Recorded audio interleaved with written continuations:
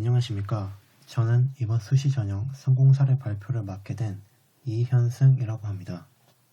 우선 제 소개부터 드리자면 전 정동고등학교를 졸업하고 2026학년도 서울대학교 인문대학 철학과에 입학하게 되었습니다. 오늘은 학종과 교과 전형을 준비하며 제가 개인적으로 중요하다고 느낀 포인트들을 공유하고자 프레젠테이션을 준비하게 되었습니다. 먼저 목차를 소개드리겠습니다. 먼저 간략히 제 소개를 한 다음 전반적인 학교 생활, 내신, 모의고사, 생기부, 그리고 면접 순으로 이야기를 드리도록 하겠습니다. 저는 수시를 총 6장 지원해서 모두 합격에 성공했습니다. 합격한 대학들은 보시는 것처럼 서울대학교 철학과, 연세대학교 융합인문사회과학부, 즉 하스죠. 그리고 고려대학교 영어영문학과, 성균관대학교 사회과학계열, 서강대학교 경제학과, 그리고 중앙대학교 경영경제대학입니다. 그중 서울대와 연세대 2개는 학종으로 지원했고 나머지 대학들은 전부 교과로 지원하였습니다. 서울대, 고려대, 연세대, 중앙대는 모두 최초 합격이었지만 성균관대와 서강대는 4차, 5차까지 가서 붙었다는 것이 특이점이라면 특이점이라고 할 수 있겠습니다. 제 스펙에 대해서 말씀드리자면 전 1, 2, 3학년 때 내신이 각각 1.7, 1.33, 1.29였습니다. 총 내신은 보시다시피 1.5입니다. 보시다시피 성적의 그래프가 우상향으로 진행됨을 알 수 있는데요. 저는 개인적으로 이 부분이 학종평가에서 긍정적으로 작용했다고 생각합니다. 한편 모의고사는 일찌감치 수학을 버린 결과 수학을 제외한 모든 과목에서 1등급을 맞을 수 있었습니다. 내신과 모의고사 공부에 대한 더 자세한 내용은 뒷부분에서 다루도록 하겠습니다. 이제 본격적으로 고등학교 생활 이야기를 해보도록 하겠습니다. 우선 제일 먼저 전공 선택에 관한 이야기입니다. 저는 사실 2학년 2학기가 끝날 무렵까지만 해도 미디어 관련 학과에 진학을 희망하고 있었습니다. 평소 개인적인 관심사가 미디어, 그리고 영화 쪽에 치중되어 있었기 때문입니다. 그러나 어떤 목표의식이 뚜렷하여 나는 이 학과를 무조건 가겠어 하는 식의 절실한 희망은 아니었습니다.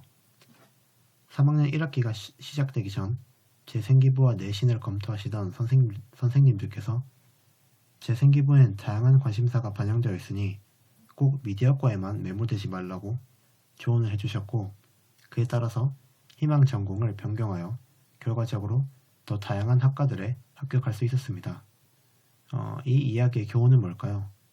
저는 미래 진로에 대해서 개방적인 태도를 지니는 게 유리하다는 것이라고 생각합니다. 꿈은 가지고 있되 그 꿈을 너무 독단적으로 마치 경주마처럼 몰아붙이기만 하면 더 큰 그림을 놓칠 수도 있습니다. 제가 만약 선생님들의 조언을 듣지 않고 원래대로 미디어에만 몰두했다면 지금과 같은 대입 결과는 나오기 어려웠을 것입니다. 그리고 한편으로는 제 생기부가 원래부터 다양한 관심사에 걸쳐있지 않았더라면 선생님들께서 너무 한 우물만 파지 말라라는 조언을 하기 힘드셨을 겁니다.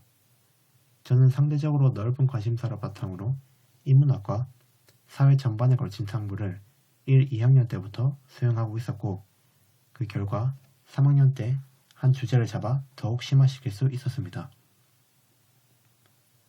사실 전 1, 2학년 때는 생기부에 대해서 무지했었기 때문에 정말 제가 그때그때 하고 싶은 활동들을 해서 생기부를 채웠었습니다. 지금 와서 생각해보면 바로 그 부분이 제 생기부의 차이점이 되지 않았을까 싶습니다. 저는 적어도 3학년 전까지는 활동을 전략적으로, 그러니까 대입에 신경을 써가며 해본 경험이 없습니다. 제가 좋아하는 문학 작품, 영화, 흥미가 가는 사회 현상 등 진심으로 열과 성을 다해 탐구할 수 있는 주제를 설정하고 작업했기 때문입니다. 그 진실성, 즉 열정과 가식이 없다라는 부분을 아마 입사관분들이나 교수님들께서 긍정적으로 보시지 않았을까 싶습니다. 3학년 때 철학이라는 키워드를 잡고 난 뒤엔 2학년 때 했던 탐구들을 심화하는 작업을 열심히 했습니다. 3학년 생기부는 1, 2학년 생기부보다는 좀 더 정교해진 부분이 있지만 적어도 제가 진정으로 하고 싶은 탐구만 한다는 원칙은 변함이 없었습니다. 그 덕분에 생기부가 저를 온전히 드러낼 수 있게 되었고 다른 생기부들이 지니지 못한 독창성이 바로 그 요인으로부터 난 것 같습니다. 요컨대 가장 개인적인 것이 가장 창의적인 게 된 셈입니다.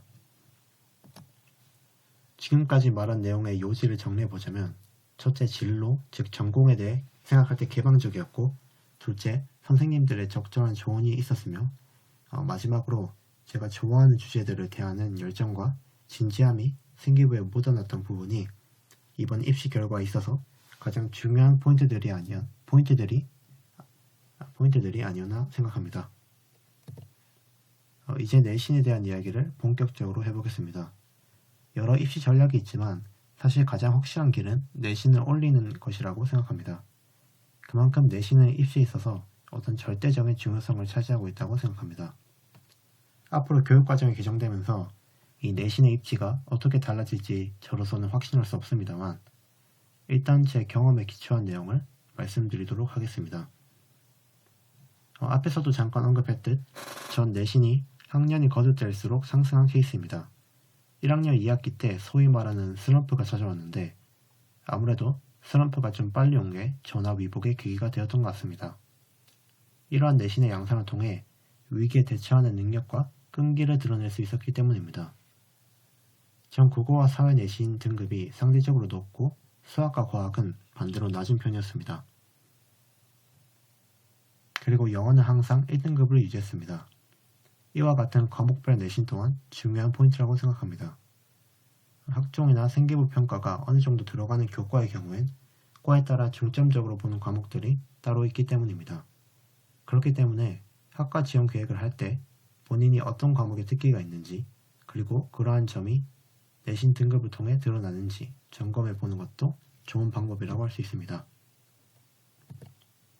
또한 내신을 관리할 때는 절대 안주해서는 안 됩니다. 한 학기의 결과에 따라서 등락이 커질 수 있는 것이 내신의 특성이기 때문입니다. 또한 본인이 희망하는 대학과 학과를 대충 조사한 후 이 정도 내신이면 합격하겠지 하는 식의 안일한 마인드도 좋지 않다고 생각합니다. 자기 내신에 한번 안주해버리면 얼마든지 더 올라갈 수 있는 무궁한 가능성을 스스로 지워버리는 꼴이 되기 때문입니다. 전국에 가서는 0.1 차이로 지원해볼 수 있는 대학이 갈리는 것이 내신의 묘미입니다. 이와 관련하여 선생님께서 제게 해주신 말이 있는데 2학년에서 3학년으로 올라갈 무렵 진행한 상담에서 해주셨던 말입니다. 제가 이 정도 내신이면 어느 정도 대학까지 노려볼 수 있는지 여쭤보았는데 선생님께서는 그런 거 생각하지 말고 공부나 더 열심히 하라고 말씀하셨습니다. 괜히 그런 거 생각하다가 안일해질 수 있다는 이유였습니다. 지금 돌이켜 생각해봐도 그 조언은 정말 중요하고 또 제게 필요했던 조언이었던 것 같습니다. 제가 만약 그때 내신에 만족하고 대충 맞춰가자 라고 무사태평하게 생각했더라면 지금의 입시 결과는 꿈도 꾸지 못했을 것이기 때문입니다. 물론 현실적으로 생각하는 것은 필요합니다. 그 점을 부정하려는 것은 아닙니다. 그러나 그 현실이라는 것을 스스로 작게 규정해버려서는 안됩니다. 그렇기 때문에 사실 내신에 대한 제 견해는 무척이나 간단하다고 할 수 있습니다. 바로 일단 3학년 1학기 끝까지 올리고 고민은 그 다음부터 하자라는 것입니다. 그래서 전 내신에 딱히 특별한 전략 같은 건 세워본 적이 없습니다. 그저 어떤 과목이든 열심히 공부해서 최대한 성적을 올리는 것에 초점을 맞췄습니다. 어쩌면 그것도 전략이라면 전략이라고도 할 수 있을 것 같네요. 다음은 모의고사에 대한 이야기입니다. 사실 전 고등학교 1학년 때까지만 해도 모의고사가 뭔지 잘 몰랐습니다. 정의는 알고 있었지만 그게 왜 중요한 건지 실질적인 감이 오지는 않았습니다. 그래서 준비는 아예 안 하다시피 했는데 하지만 지금 다시 확인해보니 그래도 영어와 국어는 1학년 때부터 거의 1등급을 받아왔었습니다. 이게 어떻게 가능했을까요? 제 생각엔 아마도 제가 내신 공부에 충실했기 때문이라고 생각합니다. 이건 1, 2학년 뿐만 아니라 3학년 때도 공통으로 적용되는 진리인 것 같은데 사실 내신 공부가 곧 모의고사 공부라고 할 수 있습니다. 그저 그 형식이 조금 다를 뿐 기본적인 내용과 메커니즘은 유사하다고 생각합니다. 그렇기 때문에 저 내신 공부만 제대로 되어도 모의고사 공부의 반은 먹고 들어가는 거라고 생각합니다. 3학년이 되어서는 이른바 선택과 집중이라는 것이 중요해지는데요. 쉽게 말해서 버릴 건 버리고 챙길 건 챙기라는 이야기입니다. 제 경우엔 3학년 내신이 끝나자마자 수학 공부는 거의 완전히 버리다시피 했었는데요. 그 덕분에 다른 친구들이 수학 문제를 풀 시간에 영어 단어를 더 외우고 국어 지문을 한 개 더 읽을 수 있었습니다. 물론 한 과목을 버린다는 데서 오는 불안감과 고민이 없었던 것은 아닙니다. 그러나 결과적으로 이는 잘한 선택이었습니다.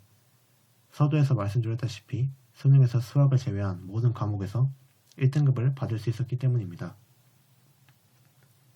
제가 만약에 수학을 챙겼다면 이와 같은 결과가 나올 수 있었을지는 잘 모르겠습니다.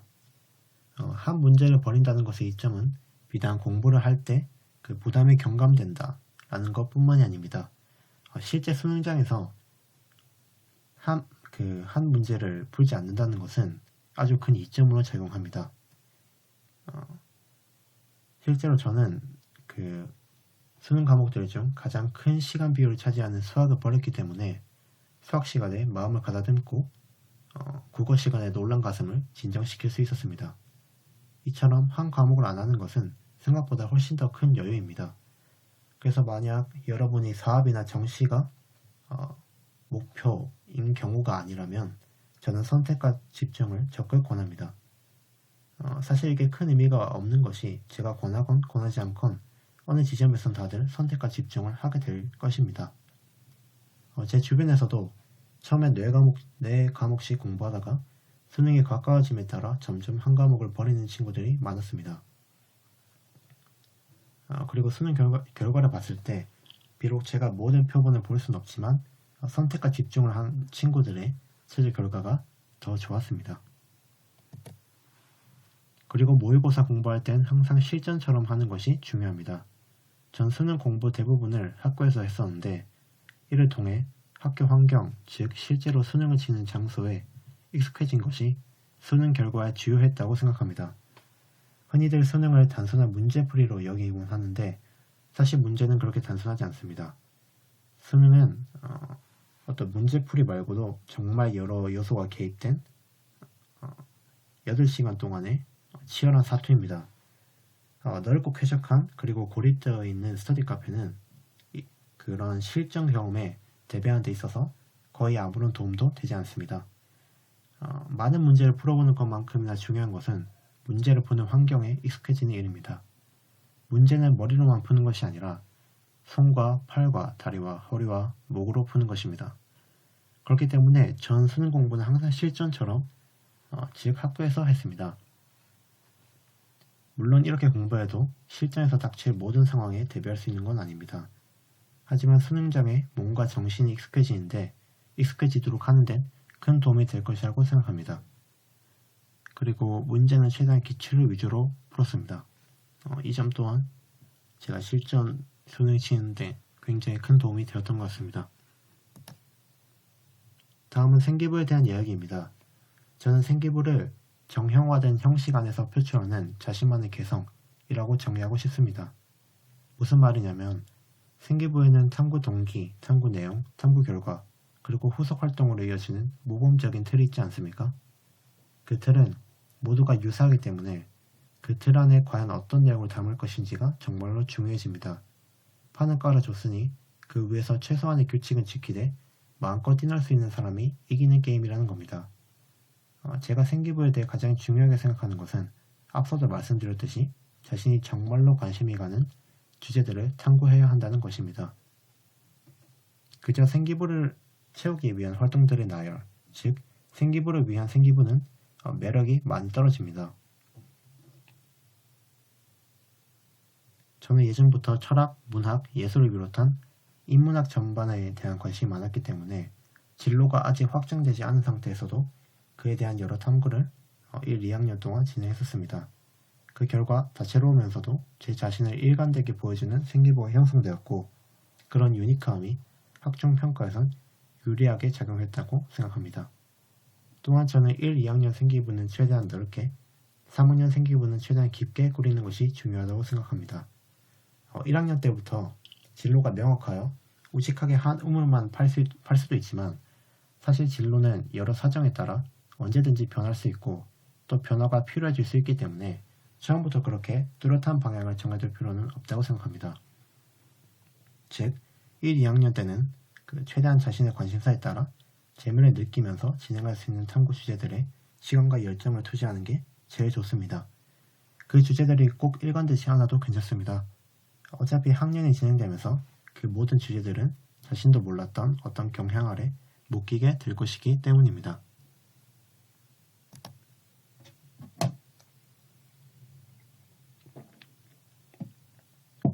그렇게 1, 2학년 때 넓고 다채로운 생기부를 쌓았다면 3학년 때는 심화에 초점을 맞춰야 할 때입니다. 그렇다면 이 심화란 과연 어떻게 가능한 것일까요? 저는 3학년의 심화 탐구 주제들을 거의 1, 2학년 때 생기부 활동에서 찾았습니다. 제 생기부에서 예를 하나 들어보겠습니다. 전 2학년 때 언론에 대한 책을 읽고 언론이 언론사의 이해관계를 비롯한 여러 요소들로 인해 사회적 현실에 대한 왜곡된 이미지를 보도한다는 내용의 보고서를 썼었습니다. 이와 같은 활동이 3학년에 올라와서는 지금 대중매체에서 가장 빈번하게 왜곡되고 있는 이민자분들의 있는 그대로의 모습을 담는 인터뷰 영상 촬영을 기획하는 활동으로 이어졌습니다. 이렇게 꼭 노골적으로 이어질 필요 없이 다뤘던 주제에 대해 진지하게 사유한 결과 이러한 심화 활동이 나왔다는 흐름이 생기부에 드러난다면 좋은 생기부가 된다고 저는 생각합니다.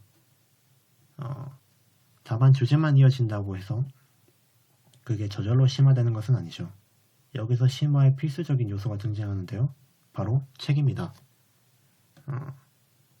사실 독서의 중요성은 내신, 모의고사, 면접 등 모든 분야에서 몇 번이고 강조해도 부족하지 않습니다. 하지만 독서의 이점이 가장 극적으로 드러나는 곳은 바로 이 생기부에서라고 생각합니다. 저는 1, 2학년 때도 여기저기 책을 끼워 넣었지만 그렇게 두드러지는 정도는 아니었습니다. 하지만 3학년 때는 1, 2학년의 책을 모두 합친 것보다 더 많은 책을 생기부에 넣은 것 같습니다. 이 책을 인용할 때는 단순히 아무런 책이나 인용해서는 안 되고 희망학과 전문 서적이나 대학 추천 고전 리스트에 있는 책을 위주로 고르는 것이 좋습니다. 하지만 또 너무 어려운 책은 의심과 면접에서의 집중 공격을 받을 수 있는데요. 그렇기 때문에 정말로 읽을 수 있을 만한 책들을 고르는 것이 중요합니다. 그런 맥락에서 제가 추천드리는 것은 짧지만 강한 책들입니다. 본인이 정말로 한 주제에 대해 관심이 있다면 보통 사람들은 아무도 모르는데 관련 전공자들은 누구나 한 번쯤 들어본 작가의 저작, 그 중에서도 짧은 저작들을 알고 있을 것입니다. 모른다 해도 그냥 인터넷 검색만 해보면 어느 정도는 알 수 있을 것입니다. 이렇게 짧지만 굉장히 교수님들이 봤을 때 주의를 집중시킬 수 있을 만한 그런 책을 골라서 넣으면은 실제로 짧기 때문에 실제로 읽어봤냐는 질문에도 유연하게 대답할 수 있고 또 실제로 읽어가는 게 중요하기 때문에 이것을 실제로 읽고 어필할 수 있는 요소도 굉장히 많아서 유리합니다. 강조할 것은 책은 허세용이 아니라는 겁니다. 이 책을 직접 읽으며 사유가 깊어지는 과정이 생기부에 실제로 드러나야 합니다.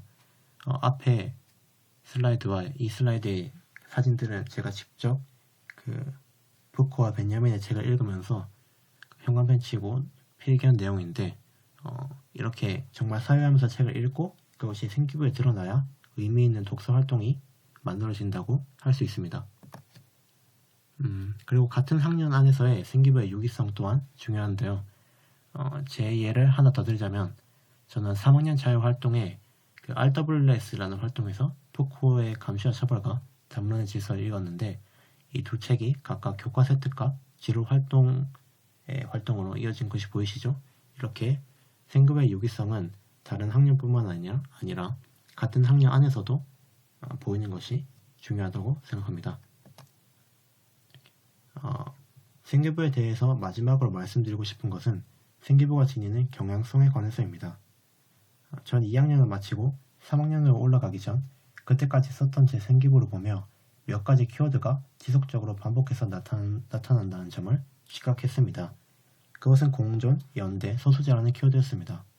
그래서 3학년 때도 이 키워드들을 중심으로 탐구 활동들을 기획해 나갔고, 그러다 보니 생각보다 더 수월하게 막막한 감정 없이 여러 활동들을 계획할 수 있었습니다. 이는 정말로 관심 있는 주제들을 탐구하다 보면 의식하지 않아도 몇몇 키워드를 중심으로 활동들이 저절로 모이는구나 하는 것을 실감하게 되는 순간이었습니다. 그렇기 때문에 본인이 생기부 꾸리기 막막할 때 본인의 키워드를 직접 발견하거나 또는 발명해서 토대로 삼아보는 것도 좋은 방법이라고 생각합니다. 그게 꼭 모범적인 키워드일 필요는 없고 정말로 본인이 꽂힐 만한 정말로 지적 호기심이 발동하는 그런 키워드라야 효과적이라는 점을 꼭 명심했으면 좋겠습니다. 마지막으로 말씀드릴 것은 면접 준비에 관해서입니다. 저는 서울대, 연세대 두 대학에서 면접을 봤는데 둘 모두 제시문 기반이었습니다. 저는 면접 준비는 수능 끝난 직후부터 시작했고요. 1차 합격 결과 확인 후부터 준비해도 시간은 충분하고, 단 제시문 기반의 경우에는 그 전부터 남는 시간에 해당 학교 홈페이지에 들어가서 제시문 기초를 살펴보면 도움이 된다는 점을 기억하셨으면 좋겠습니다. 면접 준비는 구체적으로 제시문을 빠르게 읽고 또 그것을 정리하고 그에 대한 답변을 만드는 연습과 학교 내외에서 하는 모의 면접을 병행했었습니다. 특히 모의 면접이 실질적으로 많은 도움이 되었습니다.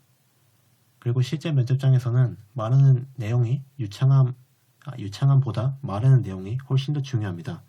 꼭 막힘없이 술술 말할 필요는 없고, 요컨대 어떻게 말하는지보다 무엇을 말하는지에 더 중점적으로 평가를 하기 때문에 훨씬 더 중요하다고 할 수 있습니다. 지금까지 저의 입시 준비에 대해서 말씀을 드렸는데요. 저의 이런 경험담들이 누군가에겐 작게나마 도움이 될 수 있다면 좋겠습니다. 발표를 들어주셔서 감사합니다.